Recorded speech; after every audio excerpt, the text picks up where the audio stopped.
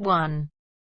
You will hear a conversation between Harry and Andrea, two students who have just finished their final exams. First, you have some time to look at questions 1 to 5.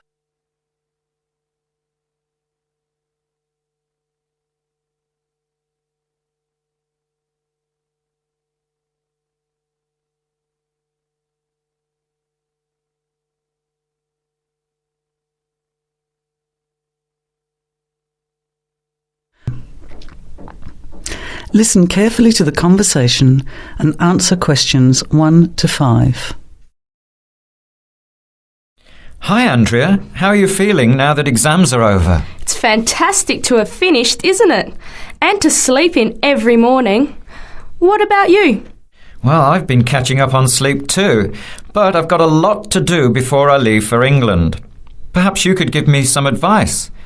I've got a lot of things I can't possibly take back with me, but I don't know what to do with them. Well, it depends on what sort of things they are and whether you're thinking of giving them away or selling them. Well, almost everything. Furniture, the fridge and other kitchen stuff that I bought from the previous tenant.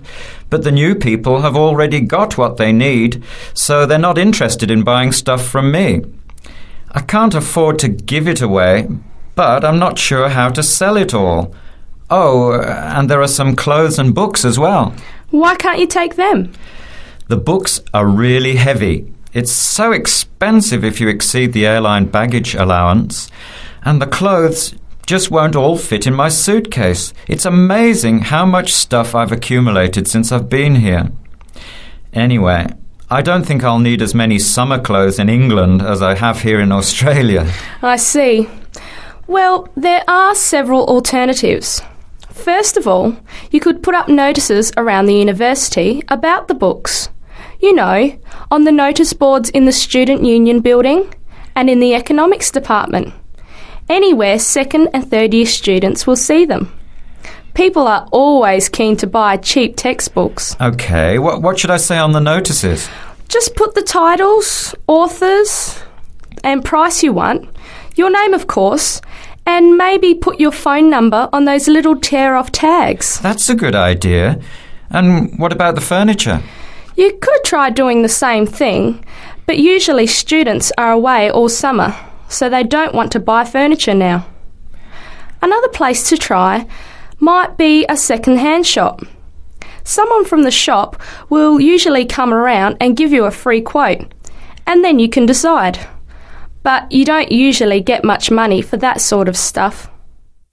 Before you hear the rest of the conversation, you have some time to look at questions 6 to 10.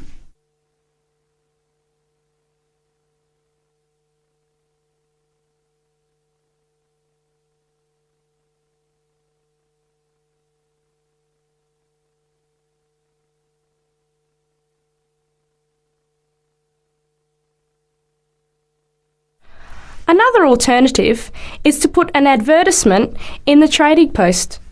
Do you know that paper? It comes out every week advertising things people want to sell. You have to pay to put the advert in and then hope people phone. Give them as much information as possible, and if they're interested, invite them to come and have a look. The hard part is agreeing on a price. No, I haven't seen the Trading Post, but I should have a look at it. And I could advertise the fridge, the microwave and the furniture. But the kitchen stuff isn't really that good. You know, old cutlery, a few pots and pans and some plates and things. What shall I do with them? Well, another option is to donate the kitchen things to a charity shop. You know, like the Salvation Army or St Vincent de Paul. Why don't you get a second-hand shop to give you a quote first? Yes, I could do that. Find out how much they'll give me and then decide whether to sell them or give them away. But I've still got the clothes. A charity shop will take them too, as long as they're in good condition. And even though you don't get any money, at least you know that someone who really deserves some help has benefited. That's a good point. I'll advertise the expensive stuff, the furniture, and donate the clothes and kitchen stuff. Let's go and buy a trading post and you can help me write the advert. Well, actually, I'm interested in buying the fridge and the microwave, depending on the price, of course. OK, let's see how good you are at bargaining. That is the end of part 1. You now have half a minute to check your answers.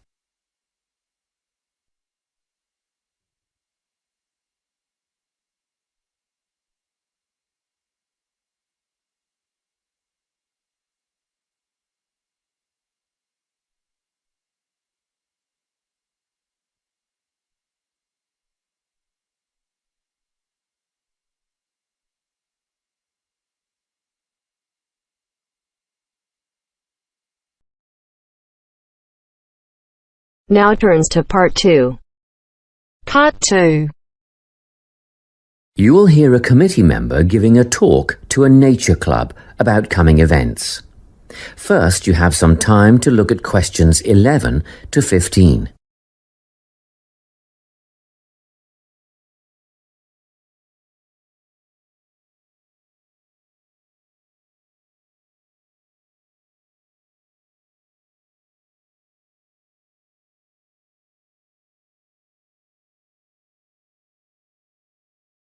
Listen carefully and answer questions 11 to 15. Hi everyone, it's good to see such a big turnout at our Nature Club session for June. Just before we start this evening's workshop, I'd like to draw your attention to what we have in store for you in the second half of the year. First of all, the guided bushwalk.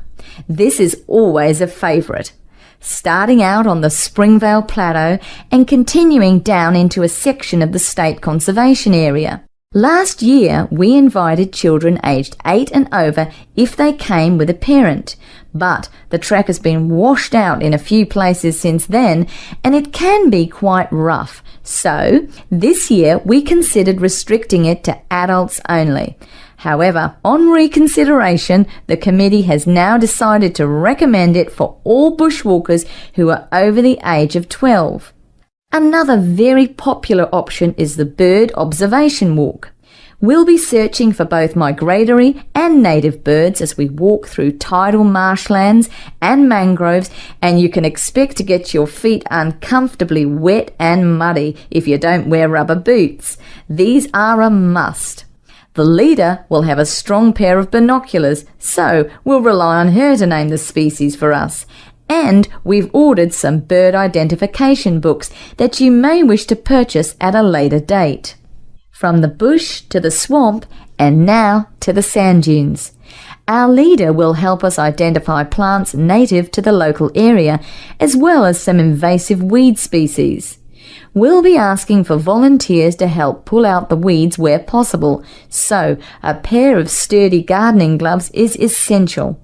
Spades and other tools will be provided. It could get very hot and you'll need water, plenty of it, but a local business owner is willing to provide bottled water free of charge. The next outing, Bush Tucker, is a new one. Have you ever wondered what life in this country would have been like 200 to 2,000 years ago? Well, come on this trip and you'll find out how the indigenous inhabitants used local plants as food and medicine. Because lunch is included in this trip, there will be a small charge per person. We had originally thought $7 would cover the basics, sausages and bread followed by tea and coffee, but then we thought a few different cuts of meat and salad would be nice, and that brought the price up to $12 a head. At one stage we even contemplated including seafood, but that would have been a bit too expensive. Around $15, so meat and salad it is. We expect this to be a popular event, so we'll need advance bookings to organise the catering. Please let us know your intentions by the 10th of November and be aware that we'll require prepayment by the 15th of November. You can still change your mind and get a refund up to the 25th of November, but after that date, if you pull out, you'll forfeit the money paid. Before you hear the rest of the talk, you have some time to look at questions 16 to 20.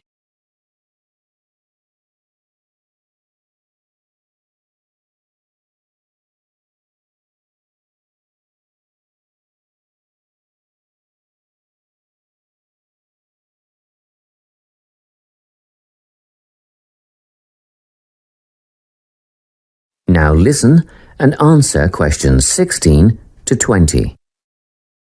Well now, if you can give me a few more minutes of your time, I'll fill in a few details for you. The bushwalk, led by Glenn Ford, is first up in July, on the 2nd of the month.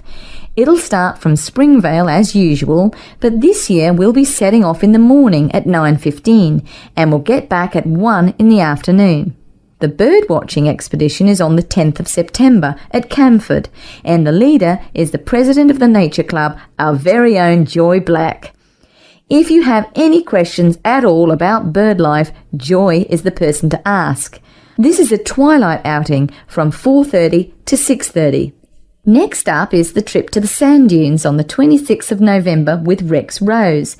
A bit of an early start, especially for those of you with a fair way to travel, but we'll meet at the observation hut at 8:30.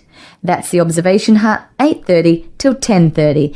And even at that time of the morning, it'll be very hot, so come prepared. The last trip on the program is the Bush Tucker excursion on the 3rd of December with Ranger Jim Kerr. This will be at Carson Hills, and the presentation and demonstration will take place from 10 a.m. till 11:30, but be prepared to stay on for the barbecue and Bush Tucker lunch at 12 o'clock. I expect we'll wind up at 2 and you can head for home at that time. Well, that's all I have to tell you. A booklet will be mailed out to you later with those events, dates and times, but don't wait, put them on your calendar now. That is the end of part 2. You now have half a minute to check your answers.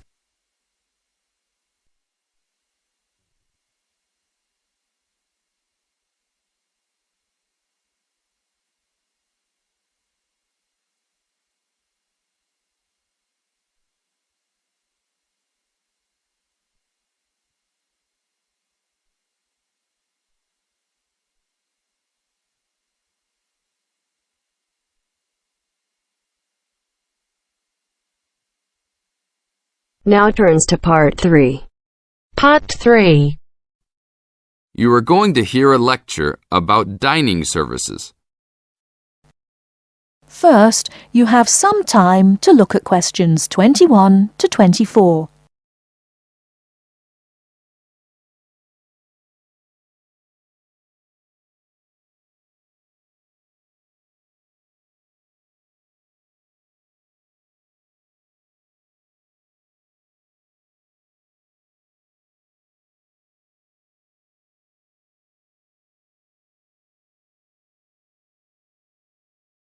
Now, listen carefully and answer questions 21 to 24. Welcome to the Dining Commons. This is the newest facility on campus, and I'm proud to say, also one of the best. I know that all university students miss eating home-cooked food. Well, this year, we are hoping to provide students with food and services that will make you feel at home, even without your family. The administration has been listening to the voice of the students. Students gave us frequent suggestions last year as to how we could improve the university. One of the most frequent suggestions was improving the dining options. We have been working hard all summer to come up with ideas that will make student life in the dormitories more pleasant. One of the new options we are offering in the dining facilities is variety in student meals. Last year, there was a set menu for every dinner, so if students didn't like the food, there was no choice. Students had to eat whatever was served. But this new dining facility has 3 completely unique areas, each with a different theme. At every meal, there will be 3 options for students to choose from. For example, there might be Italian food at station number 1, which might consist of pizza and pasta. At station number 2, there would be American food, consisting of hamburgers and hot dogs. At station number 3, there could be vegetarian soups and salads. accommodating all the vegetarians. We hope that with the greater selection of food, all students will find something to their liking. Before you hear the rest of the talk, you have some time to look at questions 25 to 30.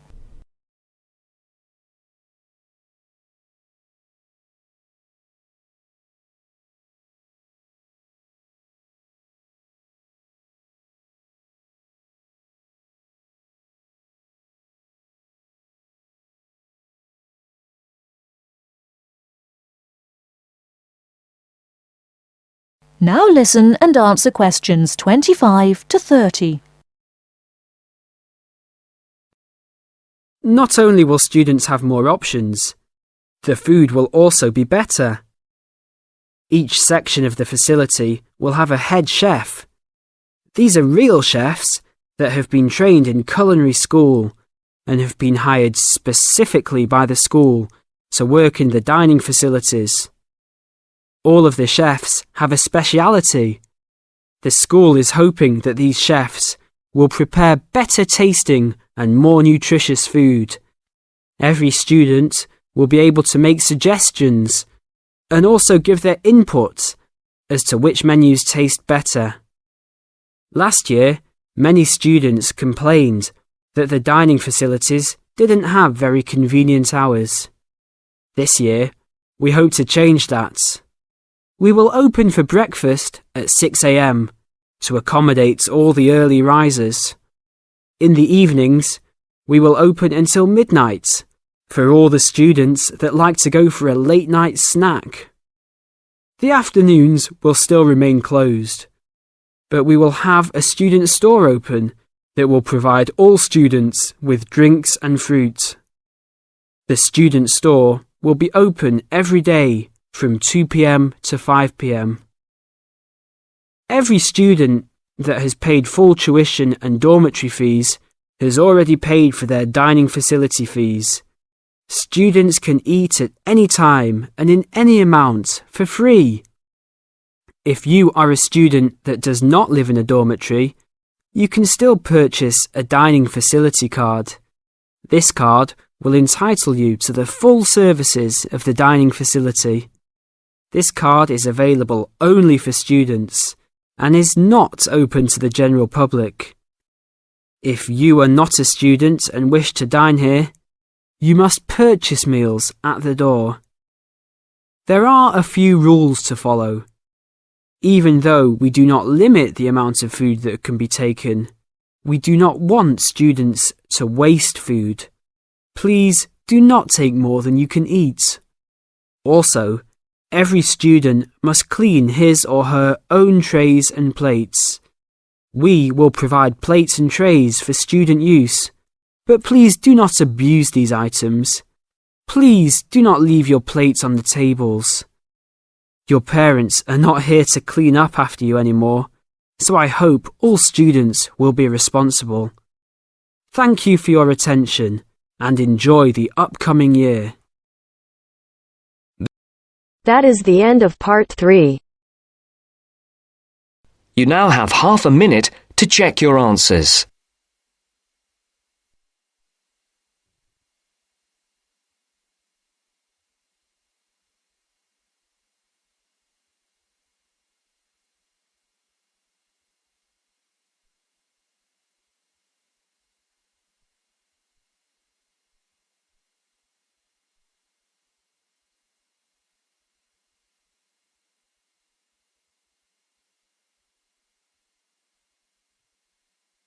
Now turns to part 4.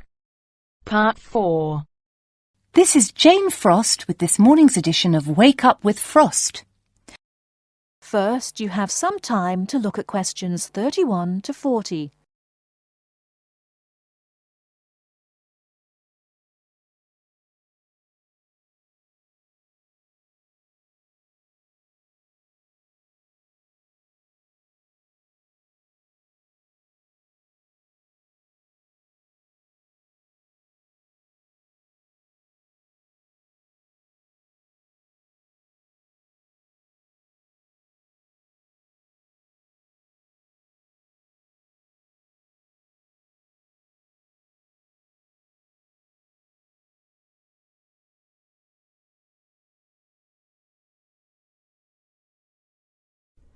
Now listen carefully and answer questions 31 to 40. Good morning. This is Jane Frost with this morning's edition of Wake Up with Frost. As you all know, for the last week we've been running a survey trying to find out what you, the listeners, think is the greatest invention of the last 200 years. The response has been amazing, double the amount we had last year, so thanks to all of you for taking part. We've had about 2,000 responses online and about the same on our phone lines. The lines are now closed, and this morning I can announce what the results were. So, here it is. You, the listeners, have chosen as the greatest technological invention of the past 200 years, and let me not forget to mention that 65% of you voted for this, it's the bicycle. Yes, the bicycle, first invented in 1818, and, would you believe it, the first bicycle was made of wood. The second bicycle had iron wheels. I cannot imagine what that must have been like to ride. It would have kept you fit at any rate.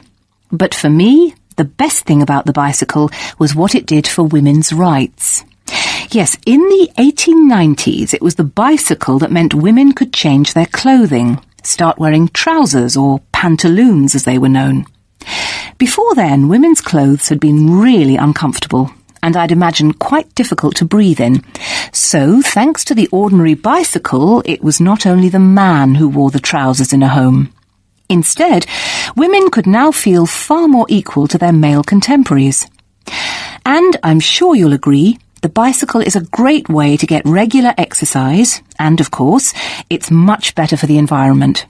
And today, over 1 billion people all over the world ride bicycles, and for some, it's their only means of getting around from A to B. So, to all you bicycle riders out there, keep up the good work. Coming in a close second with 42% is the computer. I found out something interesting about the computer, which is that really, this word first meant someone who did mathematical calculations. Of course, today, with the development of the personal computer, computers are being used for everything from home use to business and even digital photography. I don't know about you, but I can't imagine life without a computer now. I guess closely related to the computer is the internet, and this got 12% of your votes. Maybe, like myself, many of you might think of the internet as being the World Wide Web, but actually the web is only one part of the internet. The internet began as part of the United States military network, but it later began to be used by businesses and academic institutions. Of course, today, the internet has so many uses. We use it for shopping online and entertainment, as well as to find information and send emails. But sadly, there is a darker side to the internet, and some of you have sent me emails about this. Finally, with 5% of your votes, is the radio. We think the radio was invented by Marconi in 1896, and he opened his first radio or wireless factory in the United Kingdom in 1898. In 1906, a man called Reginald Fessenden gave the first radio broadcast from Massachusetts. Ships could hear him at sea, and apparently he played the violin. As yet, listeners, I've spared you from having to listen to my guitar playing. But certainly radio is still important. Let's not forget that it was by radio that the Titanic sent signals to other ships. And with the popularity of TV today, I was secretly pleased so many of you had still placed importance on the radio. So, there you have it, the results of our survey. I think there are still important inventions that were not chosen but deserve a mention. Nuclear power and, of course, communications satellite, something which I am certain will continue to change the face of how we communicate with each other over both long and short distances. In fact, for me, the mobile phone is one of the greatest inventions of the last 200 years, if I think back to my first phone and then I look at what is happening now. Children born today will probably be more likely to have their first experience of the internet on a mobile phone screen rather than a computer monitor. Some of the new mobiles that are now being sold make it just as easy and as quick to find information on the web as on a computer. And let's not forget that mobiles now have digital cameras, word processing facilities, so you can type all your documents, and even personal organisers. I think it's quite possible that the mobile may even replace computers one day. That is the end of part 4. You now have half a minute to check your answers.